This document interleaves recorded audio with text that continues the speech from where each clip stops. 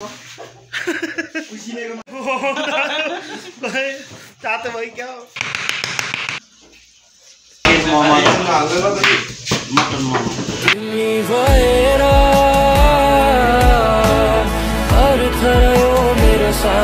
Hello guys welcome back to my mini vlog. आज चाहिँ हामी यो रमजानको छुट्टीमा मोमो बनाएर खाँदैछौँ। Let's see.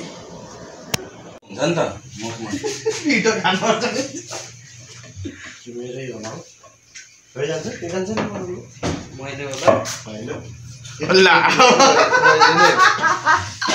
किनार ठुल्ठुलो हो क्या भाइ हेर्नु त सबैले बनाउनु भयो। 9 रुपैयाँको चार्जर यहाँ कति छ त?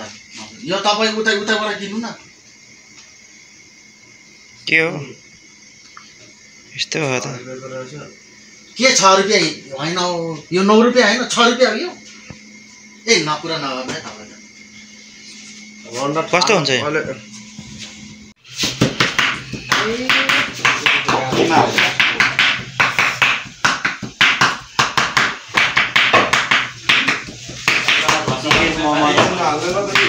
मटन मोमो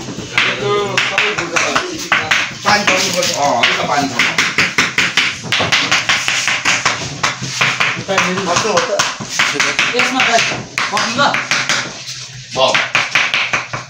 यसमा पनि राख्नु भाइ कहाँ राख्नु राखेर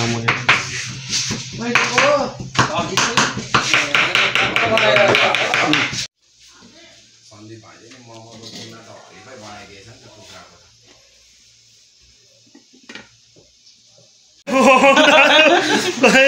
तातो भयो क्या किन घाँटीबाट गएको तातेले राखियो चाहिँ किन कासे हैन म तातो निलेर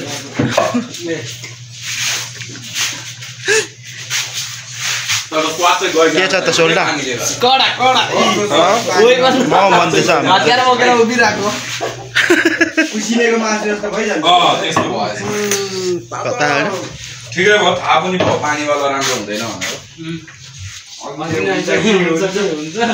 ए दाइ अझै पछि गाउनु दाजुले बेल्दै हुन्छ भने हैन पक्क हाल्नुपर्छ पानी भित्र उसिने जस्तो गर्नुहुन्छ एन्दो जस्तो यो पानी मुनि चाहिँ उयो खुट्टाहरु लगाइदिनु पर्ने कुकिङ मेन सुप हुन्छ उ त्यो यो चाहिँ निकाले भयो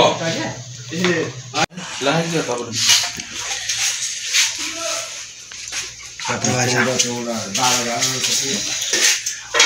बसन्त साप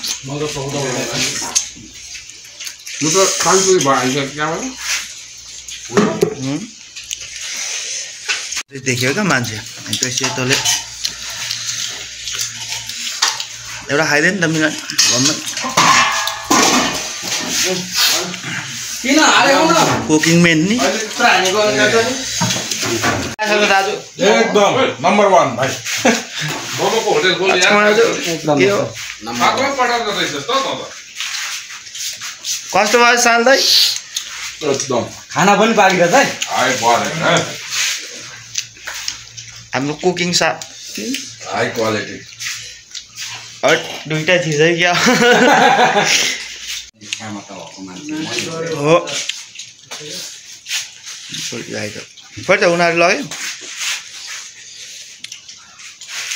दाइहरूले त यत्रो यत्रो पापड बनाएर भुट्नु पो थालिसक्नु भएको थियो त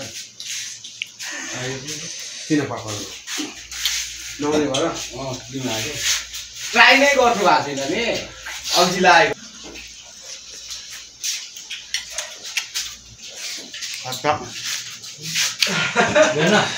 गाइस हामीले चाहिँ खाएर सकिसक्यौँ।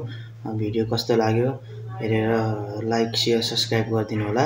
Thank you so much for watching. Next भिडियोमा भेटौँला। Have a nice day. By.